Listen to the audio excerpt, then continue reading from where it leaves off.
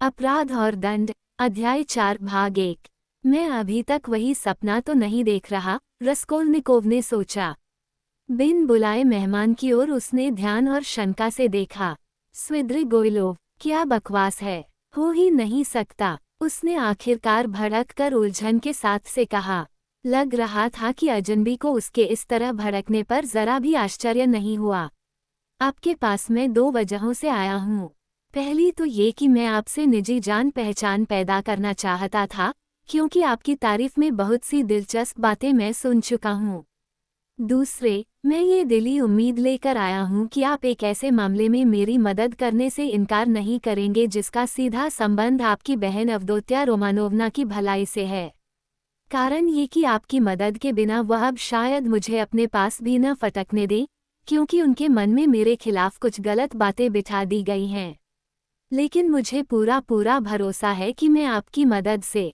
आपको गलत भरोसा है, रस्कोल्निकोव ने बीच में ही बात काट दी। मैं क्या आपसे पूछ सकता हूँ कि क्या वे लोग अभी कल ही आई हैं? रस्कोल्निकोव ने कोई जवाब नहीं दिया। कल ही आई हैं, सो मुझे पता है। मैं खुद अभी परसों आया। देखिए, आपको मैं बता दूं, रोदियोन रोमानोविच, कि मैं अपनी तरफ से कोई सफाई पेश करना जरूरी नहीं समझता।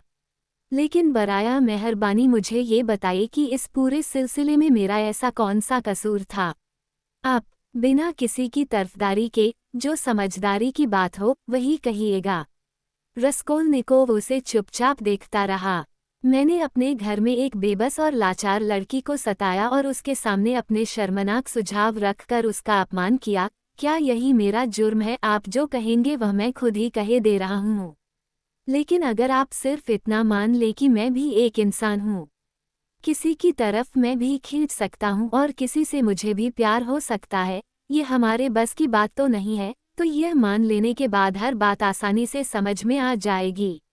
सवाल यह है कि मैं राक्षस हूँ या मैं खुद शिकार हुआ, और अगर मैं शिकार हुआ तो हो सकता है मैं जिसके पीछे पागल था, उसके सामने अपने साथ भागकर अमेरिका या स्विट्जरलैंड चलने का सुझाव रखने के पीछे उसके लिए मेरे दिल में जो बेहद इज्जत थी, वह काम कर रही हो, और मैंने सोचा हो कि मैं ये कदम हम दोनों की खुशी के लिए उठा रहा हूँ। मोहब्बत के जुनून के आगे अक्ल की जरा भी नहीं चलती, ये तो आप जानते हैं। हो सकता है कि जितना नुकसान मैं अपने आप को पहुंचा रहा था, उतना किसी और को नहीं। लेकिन इस बात की कोई तुक तो नहीं है, रस्कोल्निकोव चिढ़कर बीच में बोला। सीधी सी बात इतनी सी है कि आप सही हो या गलत, आप हमें पसंद नहीं हैं। आपसे कोई सरोकार हम नहीं रखना चाहते, आपकी सूरत भी देखना नहीं चाहते। बस, जाए। स्विद्रिगाइलोव अचानक जोरों से हंसा। लेकिन आपको अपने रवैये से हिलाना नामुमकिन है, उसने बेझिझक हंसकर कहा। मैं तो यह मानकर आया था कि आपको समझा बुझाकर राजी कर लूंगा, लेकिन आपने तो फौरन ही नस पकड़ ली। आप मुझे अब भी फुसलाने की ही कोशिश कर रहे हैं। तो क्या हुआ? स्विद्रिगाइलोव खुलकर हंसा। ये तो नेकी भरी लड़ाई है और एक सीधा सादा जुल है जिसमें कोई मन का मैल नहीं है। लेकिन बीच में ही आपने मेरी बात काट दी। बहरहाल, मैं एक बार फिर कहता हूँ कि उस दिन बाग में जो कुछ हुआ, वह अगर न होता तो कभी कोई उलझन न होती। मार्फा पेत्रोवना ने, लोग तो कहते हैं कि आपने मार्फा पेत्रोवना से छुटकारा पा लिया है, या नहीं? रस्कोल्निकोव ने रुखाई से उसकी बात काट कर कहा। आह, तो अब तक भी यह बात पहुंच चुकी है। खैर, कभी ना कभी तो आपके कानों तक पहुंचनी ही थी। लेकिन जहां तक आपका सवाल है, मेरी समझ में सचमुच नहीं आता कि कहूँ क्या, हालांकि इस बारे में मेरा ज़मीर एकदम साफ है। यह न समझिए कि इस बारे में मेरे दिल में कोई अंदेशा है। सब ठीक चल रहा था, कहीं कोई गड़बड़ नहीं थी। डॉक्टरी जांच के बाद मौत की यह वजह बताई गई कि छक कर खाना खाने और एक बोतल पीने के फौरन बाद नहाने से फालिज मार गया। सच तो बल्कि यह है कि इसे छोड़ कोई दूसरी बात साबित भी नहीं की जा सकती थी। लेकिन आपको मैं बता दूं कि इधर कुछ अरसे से मैं क्या सोचता रहा हूँ, खास तौर पर यहाँ तक रेल सफ़र के दौरान। क्या इन सब में मेरा हाथ भी नहीं रहा? एक तरह से, नैतिक दृष्टि से देखे तो ये जो आफत आई, क्या उसकी यह वजह नहीं थी कि मेरी वजह से कोई दिमागी उलझन, कुछ चिड़चिड़ाहट या इसी किस्म की कोई और बात पैदा हुई, लेकिन मैं तो इस नतीजे पर पहुंचा हूं कि इसका सवाल भी पैदा नहीं होता।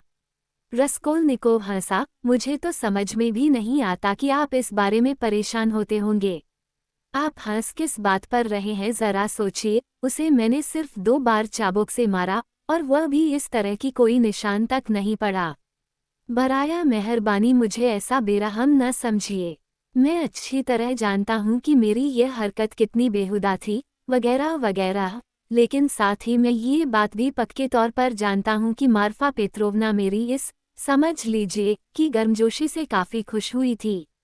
आपकी बहन के किस्से से तो जितना रस निचोड़ा जा सकता था, एक एक बूंद निचोड़ लिया गया था। मार्फा पेत्रोवना को आखिरी 3 दिन तो मजबूरन घर पर ही रहना पड़ा। उनके पास शहर वालों के लिए कुछ शिगुफा रहा ही था। इसके अलावा उसके खत से आपने उनके वह खत पढ़ने के बारे में सुना तो होगा। लोग तंग आ चुके थे, पर अचानक न जाने कहाँ से वे 2 चाबुक पड़ गए। शायद प्रभु की ही करनी रही हो। उन्होंने पहला काम तो ये किया कि गाड़ी जुतवाने का हुक्म दिया। इस बात को खैर जाने दीजिए, ऐसा भी कभी कभी होता है कि बेहद गुस्सा दिखाने के बावजूद औरतें इस बात से बहुत खुश होती हैं कि कोई उनका अपमान करे। इस तरह की मिसालें हर आदमी की जिंदगी में मिलती हैं। आपने कभी इस बात पर गौर किया है क्या कि सचमुच आम तौर पर हर इंसान को अपना अपमान होता बहुत अच्छा लगता है, लेकिन औरतों के बारे में तो ये बात खास तौर पर सच है। और तो और यह तक भी कहा जा सकता है कि उन्हें बस इसी एक बात में मजा आता है। रस्कोल्निकोव के जी में एक बार तो ये बात आई कि वह उठकर बाहर निकल जाए और बातचीत को यहीं खत्म कर दे। लेकिन किसी उत्सुकता के कारण, बल्कि यह सोचकर कि उसकी असली मंशा जान लेने में ही समझदारी है, वो एक पल के लिए रुक गया। आपको मारपीट का शौक है? उसने लापरवाही से पूछा। जी नहीं, कोई खास नहीं, स्विद्रिगाइलोव ने शांत भाव से जवाब दिया। मेरी ओर से मार्फा पेत्रोवना की तो शायद ही कभी पिटाई हुई हो। हम लोग बहुत दिल मिलाकर रहते थे, और वह हमेशा मुझसे खुश रहती थीं। शादी के 7 बरसों में मैंने कोड़े का इस्तेमाल सिर्फ 2 बार किया। उस तीसरी बार को तो छोड़ ही दें, जो कुछ बहुत ही गोलमोल मामला था। पहली बार तो शादी के 2 महीने बाद, गांव पहुंचने के कुछ ही दिनों बाद, और आखिरी बार वह जिसकी हम लोग बातें कर रहे हैं। आप क्या ये समझते थे कि मैं कोई राक्षस, दकियानूस, पिछड़े ख्यालों वाला जल्लाद हूँ? हाँ। खैर, ये तो बताए, रोदियोन रोमानोविच, कुछ ही साल पहले का वह किस्सा क्या आपको याद है? उन दिनों का जब अखबारों में हर बात की भरपूर चर्चा करना एक परोपकार समझा जाता था। वह किस्सा जिसमें किसी खानदानी आदमी को, उसका नाम तो मैं भूल रहा हूँ, हर जगह, हर अखबार में इस बात के लिए लताड़ा गया था कि उसने रेलगाड़ी में एक जर्मन औरत की पिटाई कर दी थी। याद है आपको? मैं समझता हूँ ये बात उन्हीं दिनों की या उसी साल की है, जब पीटर्सबर्ग के एक अखबार में जमाना की शर्मनाक कार्रवाई की सुर्खी से एक लेख छपा था। आपको याद है न? किसी अफसर की बीवी पुश्किन की मिस्र की रातें पढ़ रही थी, जिसकी पूरी खबर पीटर्सबर्ग समाचार में छपी थी, और इस पर पत्रिका जमाना ने हमारी कस्बाती मेम साहबों की दिखावटी साहित्यिक रुचि पर हिकारत से हमला करते हुए एक लेख छापा था। वे मदमाती काली आंखें, आह, हमारी जवानी के सुनहरे दिन कहाँ गए? खैर, जहाँ तक उन साहब का सवाल है जिन्होंने एक जर्मन औरत को पीटा था, तो मुझे उनसे कोई हमदर्दी नहीं है, क्योंकि हमदर्दी की बहरहाल ज़रूरत ही क्या है। लेकिन मैं इतना ज़रूर कहूँगा कि कभी कभी ऐसी गुस्सा दिलाने वाली जर्मन औरतों से पाला पड़ता है कि प्रगतिशील से प्रगतिशील आदमी भी अपने आप पर काबू नहीं रख सकता। उस वक्त किसी ने इस सवाल को इस नज़र से नहीं देखा, लेकिन इसे देखने का सच्चा इंसानी तरीका यही है। मैं आपको यकीन दिलाता हूँ। ये कहकर स्विद्रिगाइलोव अचानक एक बार फिर हंसा। रस्कोल्निकोव को साफ नजर आ रहा था कि वह एक ऐसा शख्स है जो दिमाग में कोई पक्का इरादा लेकर आया है। मैं समझता हूँ इधर कई दिन से आपने किसी से बात भी नहीं की है? रस्कोल्निकोव ने पूछा। शायद ही किसी से की हो। आप शायद इस बात पर ताज्जुब कर रहे होंगे कि कैसी आसानी से मैं अपने आप को किसी भी सांचे में ढाल लेता हूँ। नहीं, मैं इस बात पर ताज्जुब कर रहा हूँ कि आप ऐसा ज़रूरत से ज़्यादा ही करते हैं। क्या इसलिए कि मैं आपके सवालों के अक्खड़ लहजे का बुरा नहीं मान रहा? यही बात है क्या? लेकिन बुरा मानने की जरूरत ही क्या? जैसा आपका सवाल था वैसा मेरा जवाब था। उसने इतनी सादगी से जवाब दिया कि हैरत होती थी। बात यह है कि अब मुझे शायद ही किसी चीज में दिलचस्पी रही हो, वह कहता रहा, जैसे कोई सपना देख रहा हो। खासकर अब जबकि मेरे पास करने को कुछ भी नहीं। आप समझते होंगे कि मैं ऐसा अपनी किसी गरज से आपको खुश करने के लिए कह रहा हूँ। खासकर इसलिए, जैसा कि मैंने आपको अभी बताया, कि मैं किसी बात के बारे में आपकी बहन से मिलना चाहता हूँ। लेकिन मुझे यह मानने में जरा भी झिझक नहीं कि मैं बहुत उकताया हुआ हूँ, खासकर पिछले 3 दिनों से। लिहाजा मुझे आपसे मिलकर बहुत खुशी हुई है। बुरा मत मानिएगा, रोदियोन रोमानोविच, न जाने क्यों मुझे आप खुद बेहद अजीब से लग रहे हैं। कुछ भी कहें आप, लेकिन आपके साथ कहीं कोई गड़बड़ तो है, और अब भी। मेरा मतलब है, इसी पल नहीं, बल्कि आम तौर पर इस वक्त। अच्छी बात है। अच्छा, आगे कुछ मैं नहीं कहूँगा, बिल्कुल नहीं कहूँगा, नाक मत सिकुड़िए। इतना जान लीजिए, मैं वैसा बनमानुस भी नहीं जैसा कि आप समझते हैं। रस्कोल्निकोव ने गुमसुम होकर उसे देखा। आप शायद बनमानुस तो है ही नहीं, उसने कहा। सच तो यह है कि मैं समझता हूँ आप बहुत शरीफ तौर तरीके वाले आदमी हैं, कम से कम जरूरत पड़ने पर शरीफों जैसा बर्ताव करना जानते हैं। मुझे दूसरों की राय में कोई खास दिलचस्पी नहीं, स्विद्रिगाइलोव ने रुखाई से, बल्कि कुछ ढिठाई से जवाब दिया, और इसलिए कभी कभी बेहूदगी का सबूत देने में ही क्या हर्ज है, जबकि हमारे माहौल में इस तरह का लबादा उड़ लेने से बेहद आसानी होती है। खासकर अगर किसी का स्वाभाविक झुकाव ही उसे ओर हो, उसने फिर हंस कर कहा। लेकिन मैंने तो सुना है कि यहाँ आपकी जान पहचान के बहुत से लोग हैं। आप, वह जो कहते हैं न, एकदम बेयारो मददगार नहीं हैं। फिर मुझसे आपको क्या गरज हो सकती है, जब तक कि आपका कोई खास मकसद न हो। ये बात सच है कि यहाँ मेरे दोस्त यार हैं, स्विद्रिगाइलोव ने मुख्य बात का जवाब दिए बिना स्वीकार किया। कुछ से तो मैं मिल भी चुका। पिछले 3 दिनों से इधर उधर मडराता रहा हूँ, सो या तो मैं उनसे कहीं मिल गया या वे मुझे कहीं मिल गए। बस यूं ही कहीं राह चलते। कपड़े अच्छे पहनता हूँ और मुझे गरीब भी नहीं समझा जाता। भूल दासों की आज़ादी का मेरे ऊपर कोई असर नहीं पड़ा। मेरी जायदाद में ज़्यादातर जंगलात और नदी किनारे की चरागाहें हैं जो अक्सर बाढ़ में डूब जाती हैं। मेरी आमदनी कम नहीं हुई, लेकिन मैं उन लोगों से मिलने नहीं जाऊंगा, उनसे मैं बहुत पहले ही तंग आ चुका। यहाँ मैं 3 दिनों से हूँ और मिलने किसी से भी नहीं गया। ये भी अजीब शहर है।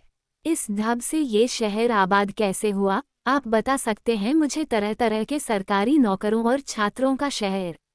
अलबत्ता 8 साल पहले जब मैं यहाँ रहता था और किसी तरह जिंदगी के दिन काट रहा था, तब मेरा ध्यान इनमें से बहुत सी बातों की तरफ नहीं गया था। अब तो मेरी रही सही उम्मीद शरीर संरचना में रह गई है, कसम से, बस उसी में। शरीर संरचना। जहाँ तक इन क्लबों, रेस्तराओं, मनोरंजन के ठिकानों का सवाल है, या तरक्की की निशानियों का भी सवाल है, ये सब कुछ मेरे बगैर भी चलता रहेगा, वो कहता रहा, और इस बार भी उसने सवाल की ओर कोई ध्यान नहीं दिया। फिर यह बात भी है कि पत्तेबाज कौन बनना चाहता है? आप क्या पत्तेबाज भी रह चुके हैं?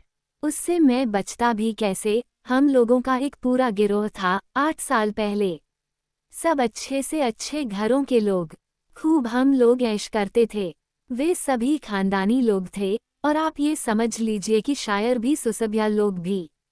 फिर सच तो यह है कि हमारे रूसी समाज में सबसे अच्छे शिष्टाचार उन्हीं लोगों में पाए जाते हैं जो मार खा चुके हैं। ये बात गौर की है आपने? गांव जाकर तो मैंने अपनी हालत ही हेठी करा ली, लेकिन नेजिन के एक कमीने यूनानी की बदौलत मुझे कर्ज अदा न कर सकने की वजह से जेल में डाल दिया गया।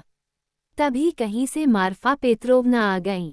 उन्होंने उससे सौदा करके मुझे चांदी के 30,000 रूबल के बदले खरीद लिया। मुझ पर 70,000 का कर्ज था।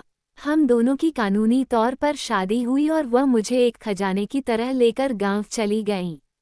आपको शायद पता हो कि वह मुझसे 5 साल बड़ी थीं। मुझसे उन्हें बहुत गहरा लगाव भी था। मैंने 7 साल तक गांव से बाहर कदम भी नहीं रखा। और यह बात याद रखिए कि तमाम वक्त मुझे कब्जे में रखने के लिए उनके पास एक दस्तावेज, वह भी किसी और के नाम लिखा गया था, 30,000 रूबल का वह प्रोनोट, ताकि अगर कभी मैं किसी बात पर भाग निकलने की कोशिश करूं तो फौरन फंदे में फंसूं। पर वह ऐसा किए बिना मानती भी नहीं। इसमें औरतों को कोई बेजा बात नहीं नजर आती। अगर वह दस्तावेज न होता तो आप क्या रफू चक्कर हो जाते। समझ नहीं आता इसका जवाब क्या दूं। उसी दस्तावेज ने मुझे बांध रखा हो, ऐसी बात नहीं थी। मैं कहीं जाना भी नहीं चाहता था। ये देखकर कि मैं उकताया हुआ रहता हूँ, खुद मार्फा पेत्रोवना ने मुझसे कहीं विदेश चलने को कहा, लेकिन विदेश तो मैं पहले भी हो आया हूँ और वहाँ जाकर हमेशा मुझे मितली आती थी। किसी खास वजह से नहीं, लेकिन सूरज का निकलना, नेपल्स की खाड़ी, समुद्र, आप इन चीजों को देखकर ही उदास हो जाते हैं।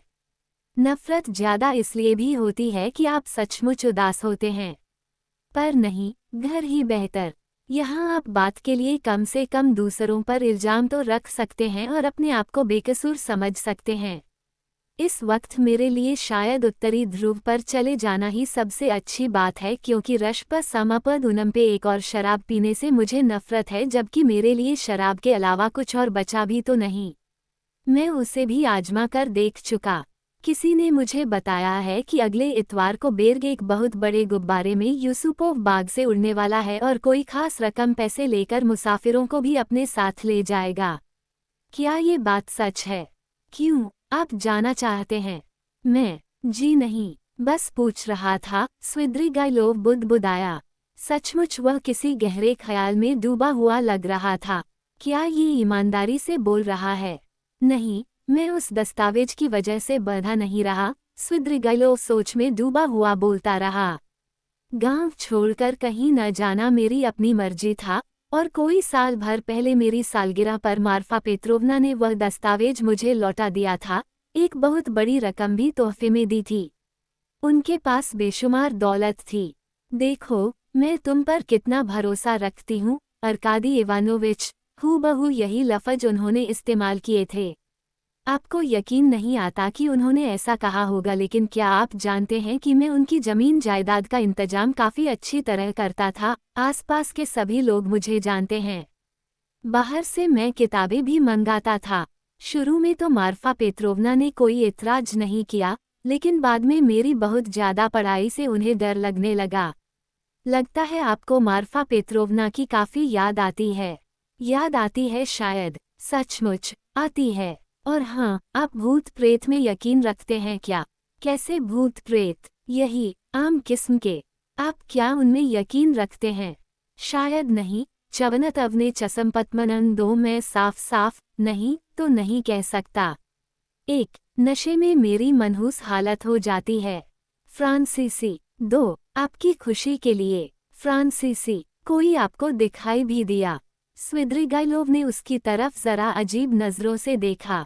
मार्फा पेत्रोवना कभी कभी अभी भी मुझसे मिलने आती हैं, वह मुंह टेढ़ा करके अजीब ढंग से मुस्करा कर बोला। क्या मतलब है आपका? अभी तक 3 बार आ चुकी हैं। उन्हें पहली बार मैंने उनके जनाजे के दिन ही देखा, उनके दफन किए जाने के बस घंटे भर बाद। जिस दिन मैं यहाँ के लिए चला उससे पहले वाले दिन।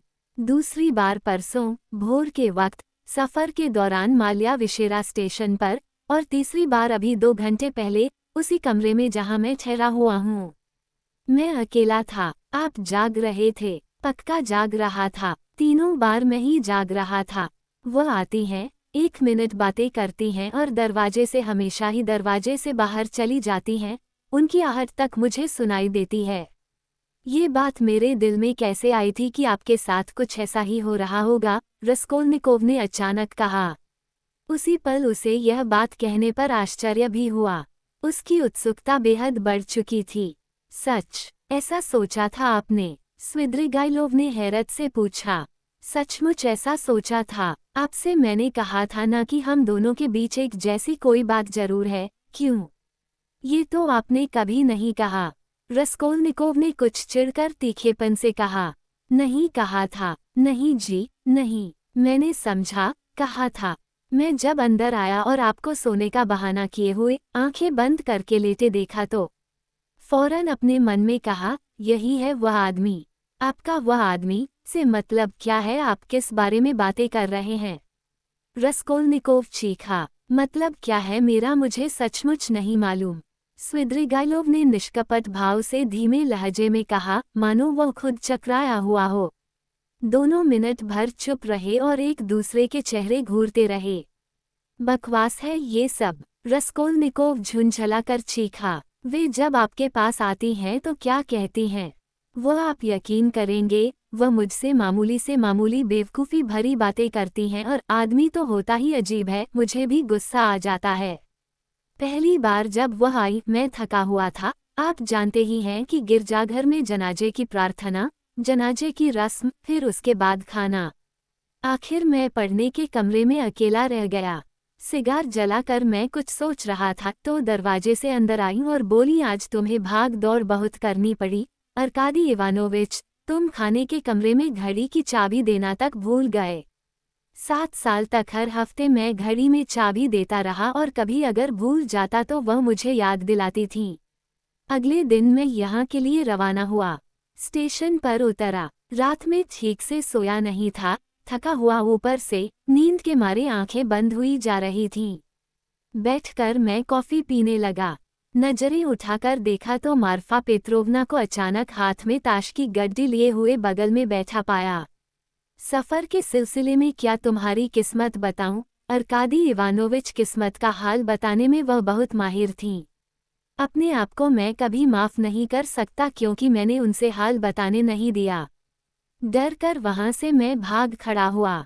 इसके अलावा गाड़ी चलने की घंटी भी बज चुकी थी और आज एक होटल का बहुत ही बुरा खाना खाने के बाद तबीयत कुछ भारी सी लग रही थी और मैं बैठा सिगार पी रहा था कि फिर अचानक वही मार्फा पेत्रोवना, हरे रंग के एक नए रेशमी लिबास में सजी सवरी, जिसमें एक बहुत लंबा फुरना था, आई और बोली, इधर देखो अर्कादी इवानोविच, मेरा ये लिबास तुम्हें कैसा लगा? ऐसा लिबास अनीस्का नहीं बना सकती। अनीस्का गांव में कपड़े सिलने का काम करती थी। पहले हमारे यहाँ बधुआ मजदूर थी और यह काम उसने मास्को में सीखा था। बड़ी सलोनी लड़की थी। वह मेरे सामने खड़ी होकर चारों ओर घूमकर झूमकर अपना लिबास दिखाने लगी। मैंने उनके लिबास को देखा और फिर ध्यान से, बहुत ही ध्यान से उनके चेहरे को देखा। मुझे यकीन नहीं आता मार्फा पेत्रोवना कि आप मेरे पास ऐसी छोटी छोटी बातों के लिए आती हैं। तो सुनो, तुम किसी को अपने पास किसी भी बात के लिए आने ही नहीं देना चाहते।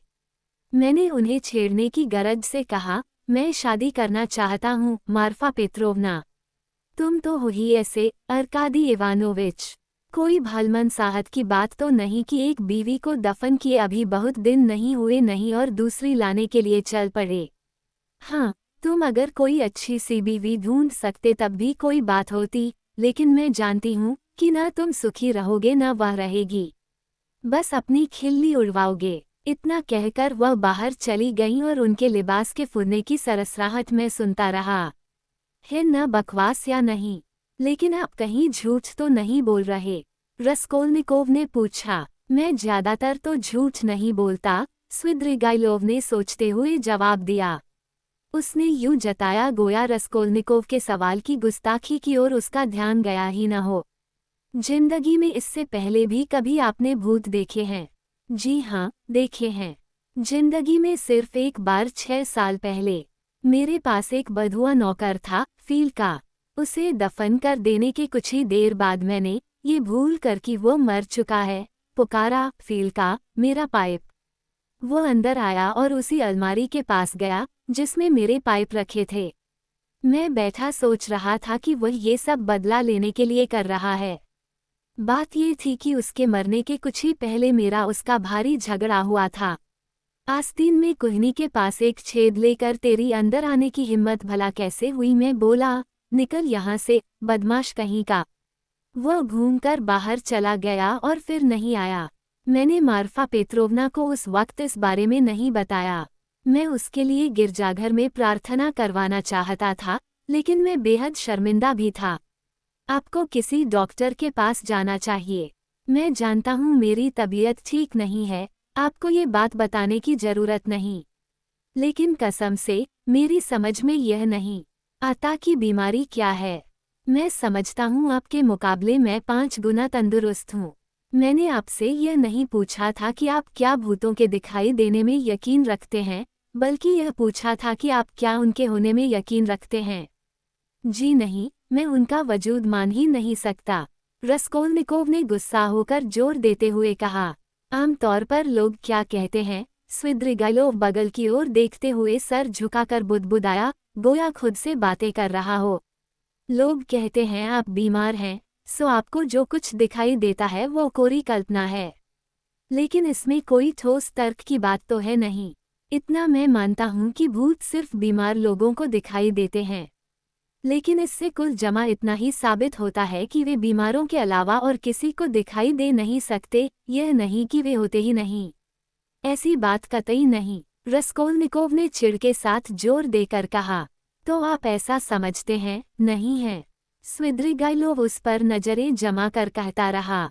लेकिन अब इस दलील के बारे में आपका क्या कहना है, इसे समझने में मेरी मदद कीजिए। भूत एक तरह से दूसरी दुनियाओं के ईंट रोड़े होते हैं, उनकी शुरुआत होते हैं। जाहिर है कि जो आदमी तंदुरुस्त होगा उसके लिए भूत नजर आने की कोई वजह नहीं होती, क्योंकि वह सबसे बढ़कर इसी दुनिया का प्राणी होता है और संपूर्णता और सुव्यवस्था की खातिर वह सिर्फ इसी जिंदगी में रहने पर मजबूर होता है। लेकिन जैसे ही आदमी बीमार होता है, जैसे ही प्राणी की स्वाभाविक सांसारिक व्यवस्था भंग हो जाती है, वह आदमी दूसरी दुनिया की संभावना को महसूस करने लगता है। लिहाजा जो आदमी जितना ही बीमार होता है, दूसरी दुनिया के साथ उसका संपर्क भी उतना ही गहरा होता है। इसका नतीजा ये होता है कि जैसे ही आदमी मरता है, सीधे उसी दुनिया में जा पहुंचता है। ये बात मैंने बहुत पहले ही सोची थी।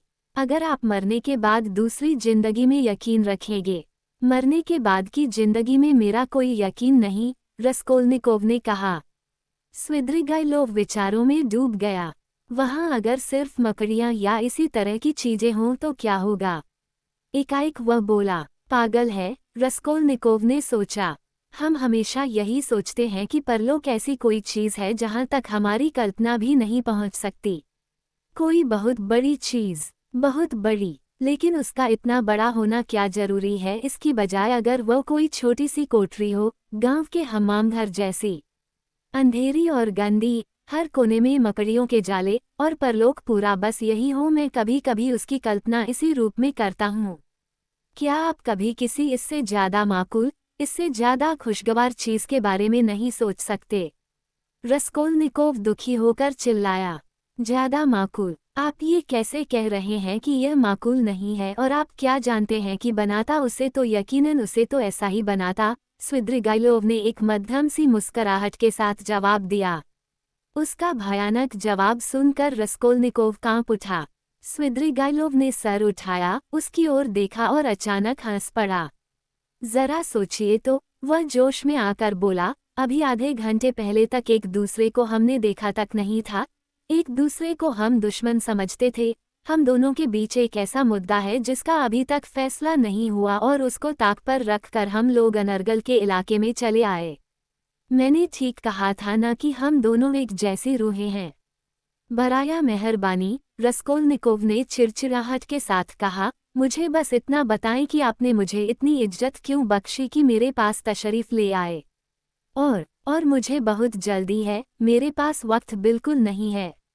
बाहर जाना है मुझे। जरूर जरूर। आपकी बहन अवदोत्या रोमानोवना की शादी मिस्टर प्योत्र पेट्रोविच लुजिन के साथ होने वाली है।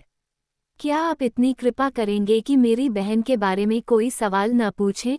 उसका नाम तक न ले। मेरी समझ में नहीं आता कि आप अगर सचमुच स्विद्रिगाइलोव ही हैं तो आपको मेरे सामने उसका नाम लेने की हिम्मत कैसे हुई? पर मैं तो उसके ही बारे में यहाँ बात करने आया हूँ। ये कैसे हो सकता है कि उसका नाम भी न लूं? अच्छी बात है, कहिए, लेकिन कम से कम में।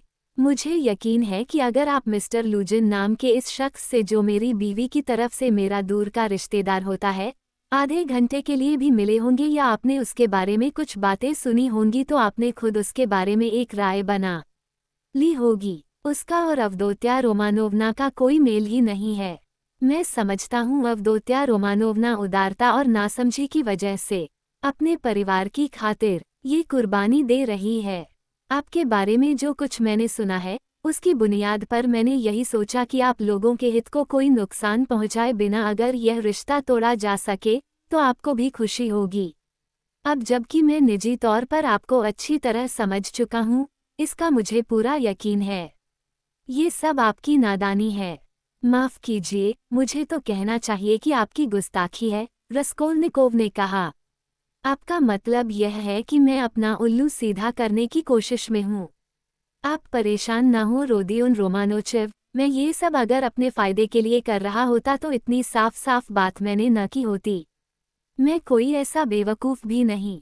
इस सिलसिले में मैं साफ साफ मनोविज्ञान की दृष्टि से विचित्र सी बात सामने लाऊंगा। अवदोत्या रोमानोवना से अपनी मोहब्बत के बारे में सफाई पेश करते हुए मैंने कहा था कि मैं खुद शिकार बनाया गया था। तो मैं आपको थोड़ी देर पहले बता दूं कि अब मेरे दिल में मोहब्बत की कोई भावना नहीं है, ज़रा सी भी नहीं। यहाँ तक कि इस पर मुझे खुद भी ताज्जुब हो रहा है क्योंकि कभी सचमुच मेरे दिल में इस तरह की एक भावना थी। निठल्लेपन और बदकारी की वजह से रस्कोल्निकोव ने बात काटी। मैं यकीनन निठल्ला और बदकार हूँ, लेकिन आपकी बहन में कुछ ऐसी खूबियाँ जरूर हैं कि मुझ पर भी उनका गहरा असर पड़े बिना नहीं रहा। लेकिन जैसा कि अब मैं खुद समझ चुका, वह सब बकवास था। ये बात समझे आपको क्या बहुत अरसा हो गया। इसका कुछ एहसास तो पहले भी होने लगा था, लेकिन पक्का यकीन अभी परसों हुआ, यहाँ पीटर्सबर्ग पहुँचते ही। मॉस्को में तो मैं यही सोचा करता था कि मैं यहाँ अवदोत्या रोमानोवना से अपनी शादी पक्की करने की कोशिश करने और मिस्टर लुजिन का पत्ता काटने के लिए आ रहा हूँ। माफ़ कीजिएगा, आपकी बात मैं काट रहा हूँ, लेकिन बराया मेहरबानी अपनी बात थोड़े में कहिए और साफ साफ बताइए कि आप यहाँ किस लिए आए। मुझे जल्दी है, बाहर जाना है। बहुत खुशी से यहाँ पहुँचकर और एक सफ़र पर जाने का इरादा करके मैं पहले कुछ ज़रूरी तैयारियां कर लेना चाहता था। अपने बच्चों को मैं उनकी चाची के पास छोड़ आया हूँ। उनके पास भरपूर पैसा है और उन्हें निजी तौर पर मेरी कोई ज़रूरत भी नहीं। फिर मैं कोई बहुत अच्छा बाप भी तो नहीं।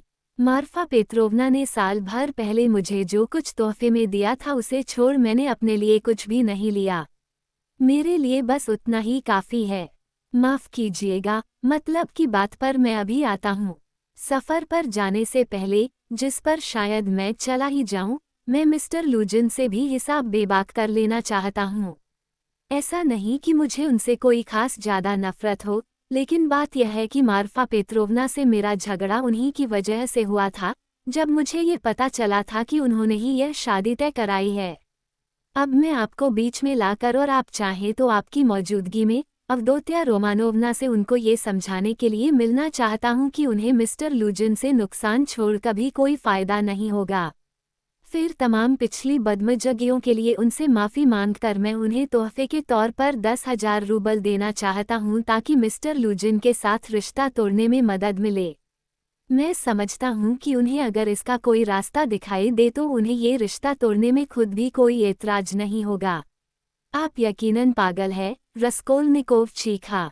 उसे गुस्सा उतना नहीं आ रहा था जितना कि ताज्जुब हो रहा था। आपकी इस तरह की बातें कहने की हिम्मत कैसे हुई? मैं जानता था कि आप मुझ पर चीखेंगे।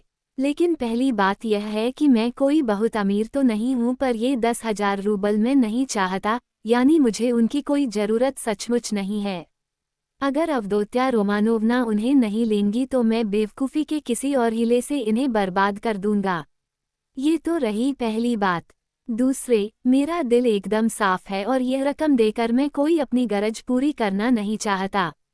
आप इस पर यकीन तो नहीं करेंगे, लेकिन आपको और अवदोत्या रोमानोवना को आगे चलकर पता चलेगा।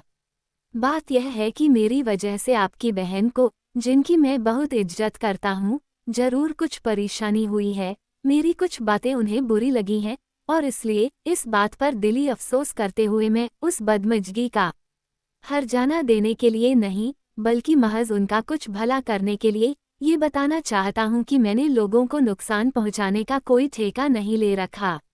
ये रकम पेश करने के पीछे अगर मेरी ज़रा सी भी खुदगर्जी होती तो मैं इस तरह खुलेआम ये रकम न देता और सिर्फ 10,000 देने की बात तो यकीनन नहीं करता, जबकि अभी बस 5 हफ्ते पहले मैं उन्हें इससे बहुत ज़्यादा देने को तैयार था।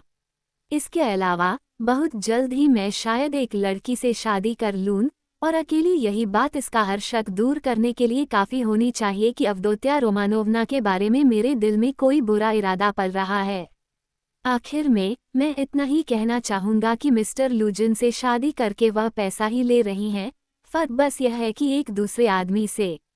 आप नाराज न हो रोदियोन रोमानोविच, इसके बारे में ठंडे दिमाग से और शांत होकर सोचिएगा। स्विद्रिगाइलोव ने खुद ठंडे दिमाग से और शांत भाव से ये सारी बातें कहीं। बस अब आगे और कुछ न कहिएगा, रस्कोल्निकोव ने कहा। यही बहरहाल इतनी बड़ी गुस्ताखी है कि इसे माफ़ नहीं किया जा सकता। हरगिज नहीं। अगर ऐसा होता तो कोई भी इंसान इस दुनिया में दूसरे इंसान के साथ बुराई के अलावा कुछ कर भी नहीं पाता। सच तो बल्कि यह है कि उसे तरह तरह की बेवकूफ़ी भरी सामाजिक परंपराओं की वजह से छोटी से छोटी भलाई करने का भी अधिकार नहीं होता। यह एक सरासर बेतुकी बात है। फर्ज कीजिए कि मैं मर जाता और अपनी वसीयत में आपकी बहन के नाम ये रकम छोड़ जाता, तो तब भी क्या वह इसे लेने से इनकार कर देती? बहुत मुमकिन है कर देती। अरे नहीं, लेकिन अगर वह इसे लेने से इनकार करती हैं तो ऐसा ही सही। 10,000 रूबल की रकम मौका पड़ने पर काफ़ी बड़ी पूंजी होती है। बहरहाल आपसे मेरी यही दरख्वास्त है कि अवदोत्या रोमानोवना तक मेरा सुझाव पहुंचा दें। जी नहीं, मैं उससे नहीं कहने वाला। उस सूरत में रोदियोन रोमानोविच, मुझे मजबूर होकर उनसे खुद मिलने की कोशिश करनी होगी और इससे उन्हें परेशानी ही होगी। और अगर मैं कह दूं, तो आप मिलने की कोशिश तो नहीं करेंगे। मेरी समझ में सचमुच नहीं आ रहा कि क्या कहूँ। उनसे बस एक बार और मिलने को बहुत जी चाहता है। इसकी उम्मीद छोड़ दीजिए। अफसोस की बात है, लेकिन आप मुझे नहीं जानते। शायद आगे चलकर हम बेहतर दोस्त बन जाएं। आप क्या ये समझते हैं कि हम दोस्त भी बन सकते हैं? क्यों नहीं? स्विद्रिगाइलोव ने मुस्करा कर कहा। वह उठा और अपनी हैट उठा ली। आपको किसी भी तरह परेशान करने का कोई इरादा मेरा नहीं था और मैं यहाँ कोई भारी उम्मीद लेकर भी नहीं आया था। यूं आज सुबह आपकी सूरत देखते ही मुझ पर बहुत गहरा असर पड़ा था। आज सुबह मुझे आपने कहाँ देख लिया? रस्कोल्निकोव ने बेचैन होकर पूछा। आपको यूं ही इत्तफाक से देखा। मैं सोचता रहा हूँ कि आप में कोई बात मेरी जैसी है, लेकिन आप परेशान न हों। मैं दूसरों के मामलों में दखल नहीं देता। पत्तेबाजों से मेरी गाड़ी छना करती थी और राजकुमार स्विर्बेया मेरी बातों से कभी नहीं उकताते थे। वे एक बहुत बड़ी हस्ती हैं और मेरे दूर के रिश्तेदार भी लगते हैं। मैंने मादाम प्रिलुकोवा की एल्बम में रफ़ाएल की मैडोना के बारे में भी लिख दिया और 7 साल तक मार्फा पेत्रोवना का साथ मैंने नहीं छोड़ा। किसी जमाने में मैं भूसामंडी में वियाजिम्स्की के घर में रात रात भर ठहरता था और मैं बेर्ग के साथ गुब्बारे में बैठकर उड़ने भी जा सकता हूँ। शायद अच्छी बात है। क्या मैं पूछ सकता हूँ कि अपनी यात्रा पर आप क्या जल्दी ही जाने वाले हैं? कौन सी यात्रा? अरे वही सफ़र, आपने खुद ही तो कहा था। सफ़र? अरे हाँ, मैंने तो सचमुच सफ़र पर जाने की बात की थी। हाँ, यह एक बहुत बड़ा सवाल है। काश आप जानते होते कि आप क्या पूछ रहे हैं, उसने कहा और अचानक जोर से पर थोड़ा सा हंसा। सफ़र पर जाने की बजाय शायद मैं शादी कर लूँ। लोग मेरी शादी कराने की कोशिश कर रहे हैं। यहाँ जी, इसके लिए आपको वक्त कैसे मिला? लेकिन अवदोत्या रोमानोवना से बस एक बार मिलने को मेरा जी बहुत चाहता है। मैं आपसे सच्चे दिल से इस बारे में प्रार्थना करता हूँ। खैर, इस वक्त मैं चलता हूँ। हाँ, एक बात मैं भूल ही गया। रोदियोन रोमानोविच, अपनी बहन से कहिएगा कि मार्फा पेत्रोवना ने अपनी वसीयत में उन्हें याद किया है और उनके नाम 3,000 रूबल छोड़े हैं। ये बात एकदम पक्की है। मार्फा पेत्रोवना मरने से हफ्ता भर पहले इसका बंदोबस्त कर गई थी और ये काम मेरे सामने किया था। अवदोत्या रोमानोवना को ये रकम 2 या 3 हफ्ते में मिल जाएगी। आप सच बोल रहे हैं? हाँ, उनसे कह दीजिएगा और मेरे लायक कोई खिदमत हो तो मैं हाजिर हूँ। मैं यहाँ से बहुत करीब ही रहता हूँ। बाहर जाते हुए दरवाजे पर स्विद्रिगाइलोव रजुमिखिन से टकरा गया।